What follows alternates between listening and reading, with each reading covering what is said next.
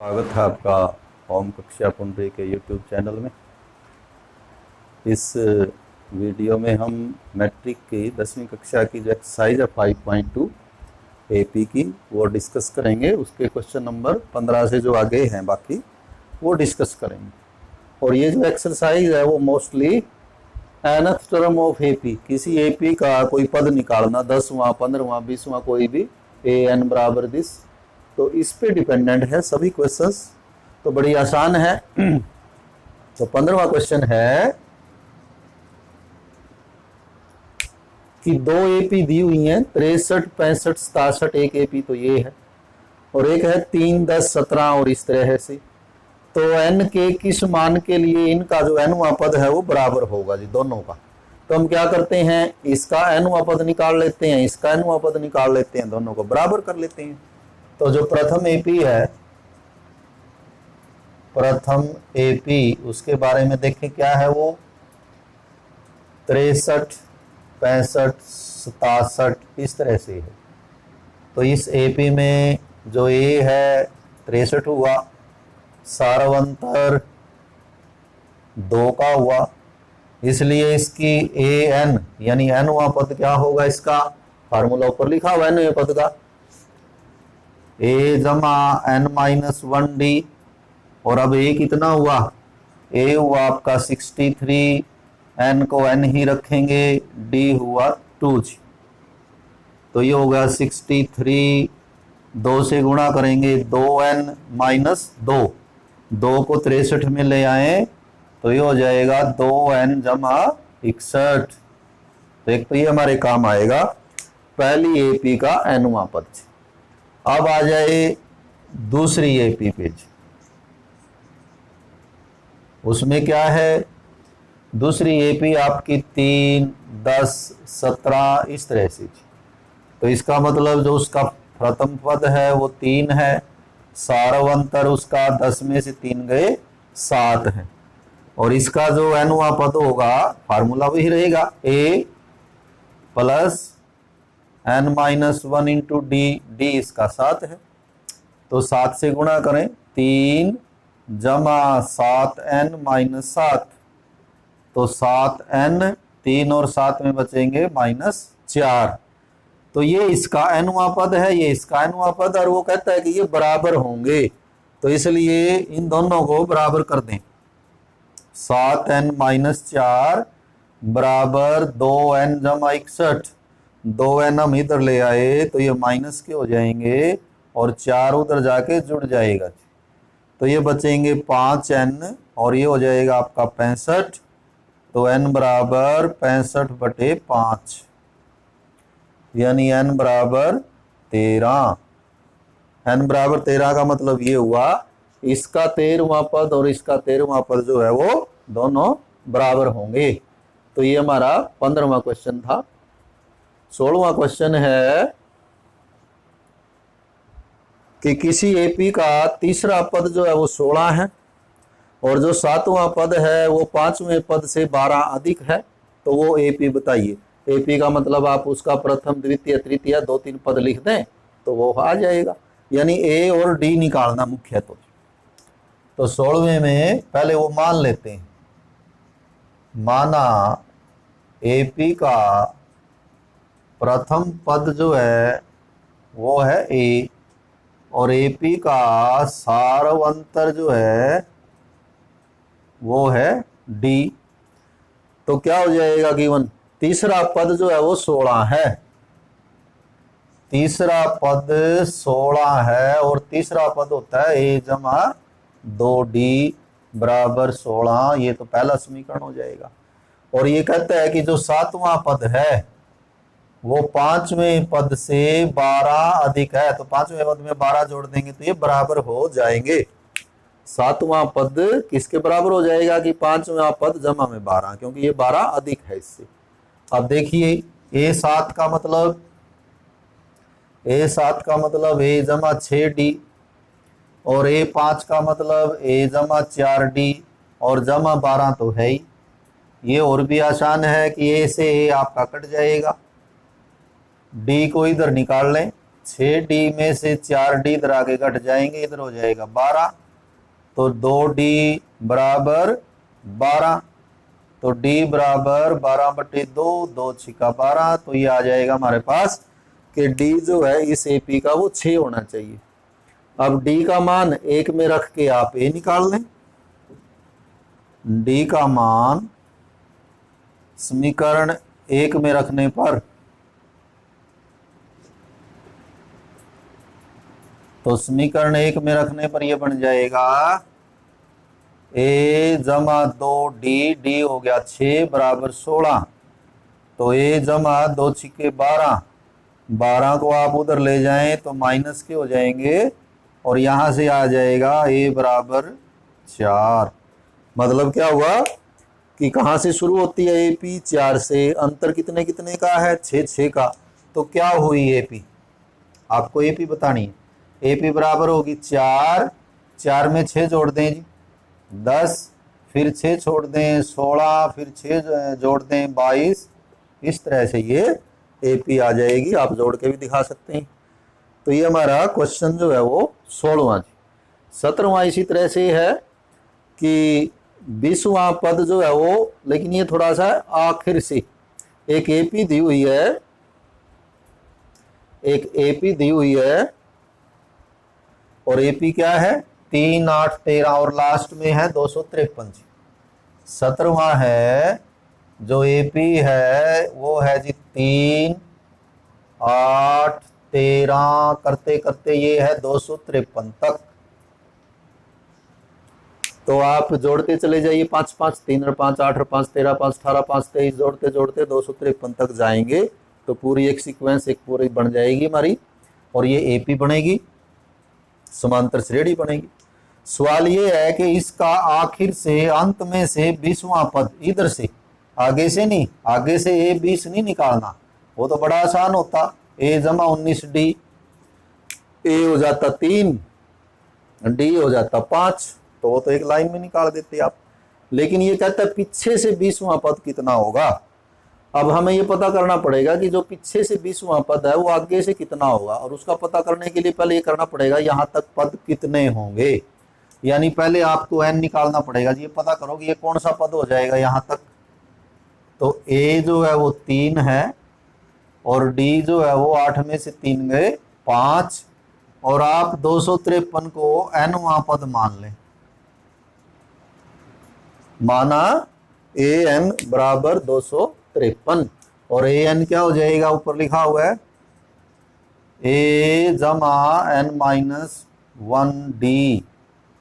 A का मान रख दें 3, और D का रख दें जी 5। 3 को उधर ले जाएं, 5 को गुणा कर दें, 5n-5, 253 - 3, तो 5n बराबर ये रह गया 250, और 5 इधर जाके जुड़ गए जी, तो ये हो गया 255। अब 5 को भी उधर ले जाएं, 55/5, 51 जी।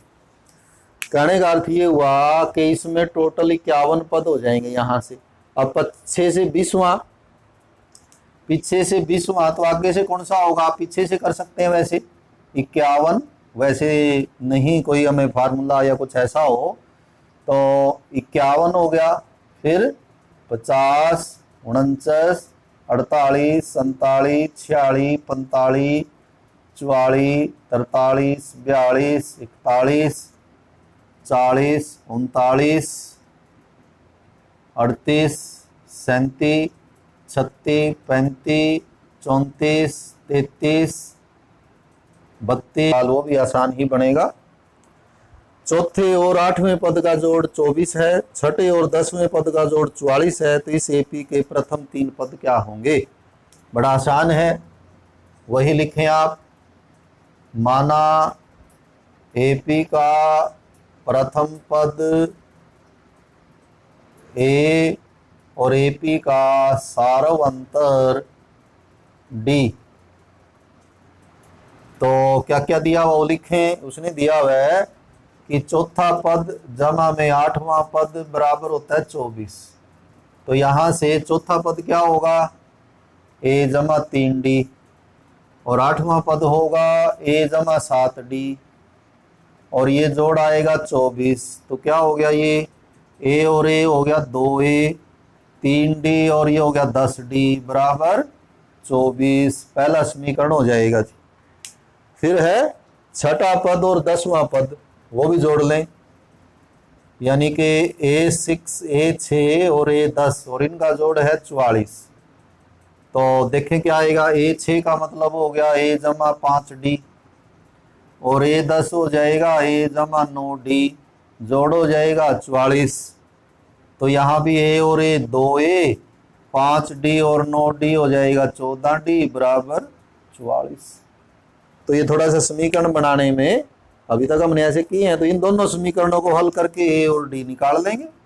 समीकरण क्या है, 2a जमा 10d जो है वो 24 है, और 2a जमा 14d बराबर 44। घटा देते हैं दोनों को, घटाने पर ये निशान बदल जाएंगे, a कैंसिल हो जाएंगे, 4d बचेंगे, और इधर आपके बचेंगे जी माइनस के 20। -4 उधर ले जाएं, माइनस कैंसिल कर देंगे, तो d तो आ जाएगा इसका 5, कि इस AP का सारवंतर 5 है। प्रथम पद कितना है, क्योंकि हमें पहले 3 पद निकालने हैं, तो A भी चाहिए और D भी चाहिए। तो D का मान समीकरण 1 में रखने पर, तो रखें 1 में, ये है 1, 2a जमा 10d, d 5 हो जाएगा बराबर 24, 10 पंजे हो जाएगा 50 बराबर 24। 50 को उधर ले जाएंगे हम, तो 24 50 उधर जाके माइनस का हो जाएगा, तो ये आपका माइनस के 26 बचेंगे। फिर 2 भी इधर ले आएंगे, -26/2, यानी ये आ जाएगा आपका -13। तो AP -13 से शुरू करनी है, 5-5 जोड़ते जाना है, इस तरह से AP आएगी। तो इसलिए पहला पद क्या हुआ, पहला पद तो अभी हमने निकाला ही है ये। दूसरा पद, इसमें D जोड़ दें, 5 जोड़ दें, और तीसरा पद इसमें और 5 जोड़ दें, तो ये 3 हमारे उत्तर आ जाएंगे, -13, -8 और -3। तो ये 18वां था। उसके बाद 19 और 20, ये है AP का फायदा क्या है, यानी कि कहाँ हम अपने दैनिक जीवन में AP का यदि हमें ज्ञान है तो उसका फायदा ले सकते हैं, लाभ हो सकता है। इसको एप्लीकेशन ऑफ AP, कि दैनिक जीवन में AP से जुड़ी हुई समस्याएं, तो इसने दिया है कि सुब्बा राव ने 5000 रुपये से जो एक नौकरी शुरू की 1995 में, हर वर्ष उसकी नौकरी में 200 रुपये बढ़ते हैं, तो 7000 रुपये किस साल में जो है वो हो जाएंगे उसके, आपको ये बताना है। तो एक तरह से यदि आप AP की टर्म में लिखेंगे इसको, क्वेश्चन नंबर है 19, तो यहाँ पर जो A है, यानी जब वो शुरू करता है नौकरी, वो हो जाएगा 5000, और जो सारवंतर है D, वो है कि हर साल 200 रुपये बढ़ते हैं, तो वो D हो जाएगा। इसको आप थोड़ा ऊपर लिख भी दे सकते हैं, तो कि जो सुब्बा राव की जो नौकरी है वो एक, यानी करके दिखा सकते हैं कि पहले साल का वेतन ये, अगले साल का वेतन 5200, अगले का 5400, भाई एक AP बनेगी। नहीं तो सीधा भी कर सकते हैं कि ये 5000 से शुरू होगा, और जो D है वो 200 होगा, और हमें मान लेते हैं कहाँ कितना वेतन करना है, हमें करना है वेतन 7000, तो ये पता करेंगे कितने साल लगेंगे, तो AN मान लेना है उसको, कि AN जो है वो 7000 है। अब AN होगा A जमा N-1D, तो A हो जाएगा आपका 5000, और D हो जाएगा 200, और इधर हो जाएगा 7000। 5000 उधर ले जाके घटा दें, और 200 को गुणा कर दें भी, 200N-200 बराबर ये रह जाएगा 2000, 7000 - 5000, ये 200 भी उधर ले जाएंगे, तो 200n बराबर उधर 2000 तो ये बचा हुआ है और 200 इधर आके ये जुड़ जाएगा। तो 200n जो है वो हो जाएगा 2200। तो n हो जाएगा 2200 बटे 200 जी।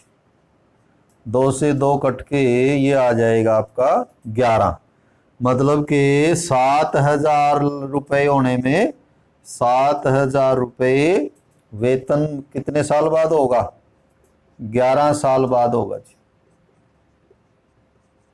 उसने नौकरी शुरू की 1995 में। 1995 में। तो देखिए 11वां पद क्या होगा, यानी 1995 वाला आपका पहला पद हो गया। फिर 96, 97, 98, 99, 2000, 2001, 2002, 2003, 2004, 2005, 2006। तो इसमें 11वां पद कौन सा होगा? 1, 2, 3, 4, 5, 6, 7, 8, 9, 10, 11। तो ये आपका 11वां पद बन जाएगा। तो क्या लिखेंगे हम कि 2005 में उसका जो वेतन हो जाएगा 7000 रुपये हो जाएगा जी। ये एप्लीकेशन यानी लाभ है इसका। तो इसी तरह 20वां है वो आप लोग कर लेंगे। उसमें भी क्या है कि रामकली जो है वो बचत करती है, हर सप्ताह 5 रुपए बचाती है पहले सप्ताह में, फिर हर महीने 2.25 रुपए बढ़ाती जाती है बचत में। तो किस महीने में उसकी बचत 20 रुपये 75 रुपये 20 रुपये 75 पैसे हो जाएगी। तो ये भी बचत शुरू करती है 5 रुपये से, तो वो तो प्रथम पद हो जाएगा। और जो सारवंतर है कि हर महीने कितना बढ़ाती है, वो 1.75 बढ़ा देती है। और हमें ये पता करना है कि उसकी जो बचत है उसको हम एनुआ पद मानेंगे कि वो कितनी हो जाएगी, 20 रुपये 75 पैसे हो जाएगी। तो करें आप, an का मान रखेंगे जैसे अभी किया था 20.75। तो a रखेंगे 5 और d रखेंगे 1.75, तो बराबर 20.75। ये 5 उधर ले जाएंगे। और आप ऐसा भी कर सकते हैं, अब ये गुणा करने की बजाय, पहले हमें अभी तक गुणा करते रहे हैं लेकिन जरूरी नहीं है गुणा करनी है, हम ये जो संख्या होती है इसको पूरी की पूरी को भी उधर ले जा सकते हैं, क्योंकि यहाँ गुणा है तो उधर आगे भाग हो जाती है। तो इसमें हम गुणा नहीं करते, इसको 5 उधर ले जाते हैं, 20.75 माइनस 5। फिर उसको 1.75 उधर ले जाएंगे तो इधर रह जाएगा फिर n-1 बराबर ये 15.75 बचेगा आपका। और ये रकम इधर भाग में हो जाएगी 1.75। होगा क्या, ये 1575 बटे 100, ये 175 बटे 100, 100 से 100 कट जाएगा। तो 1575 बटे 175 रह जाएगा n-1। 25 पे काटे, 25 सत्ता 175, 25 का 150, 7 25 तिया 75, 7 निमा 63। तो n-1 तो आ जाएगा 9 और n हो जाएगा, फिर ये 1 भी इधर ले आएंगे हम 10। मतलब ये हुआ कि 10वें सप्ताह में उसकी जो बचत है, 10वें सप्ताह में जो बचत है वो उसकी हो जाएगी बढ़ के 20 रुपये 75 पैसे होगी। तो ये हमारी एक्सरसाइज थी 5.2। तो अगली वीडियो में 5.3 करेंगे। Have a nice day.